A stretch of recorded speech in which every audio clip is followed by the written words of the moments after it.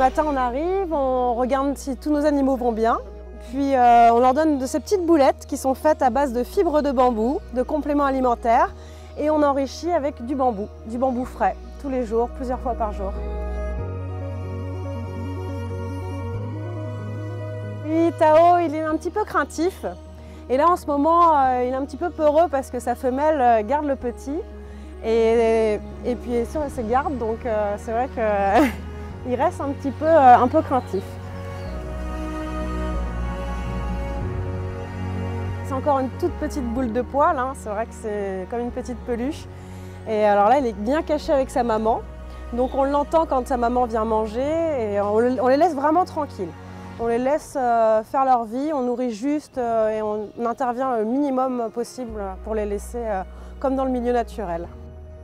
Elle le change de place régulièrement.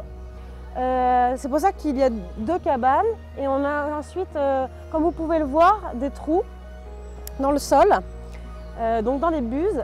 Donc on en a 2 aussi, où elle le déplace dans ces différentes buses. Et là, il est dans la première, tout au fond. Il faut faire attention, bien sûr, qu'il soit en bonne santé, qu'il aille bien, mais on est confiant car elle a déjà eu un petit il y a 2 ans. Et là, elle s'en occupe très très bien. La gestion des naissances dans les parcs zoologiques, c'est quelque chose de très important.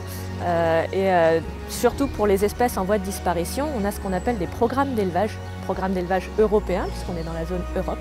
Et donc le principe de ces programmes d'élevage, ça va être de reproduire les espèces en voie de disparition, mais d'avoir un effectif important dans les parcs zoologiques et surtout avec une forte diversité génétique. On va éviter la consanguinité. Donc c'est pour ça que les petits après vont partir dans d'autres parcs zoologiques pour fonder leur propre famille ou avoir leurs propres petits. Et ça va permettre effectivement d'avoir un effectif important avec une forte diversité. Et le but ultime, en fait, ce sera de pouvoir les réintroduire dans le milieu naturel quand ce sera possible.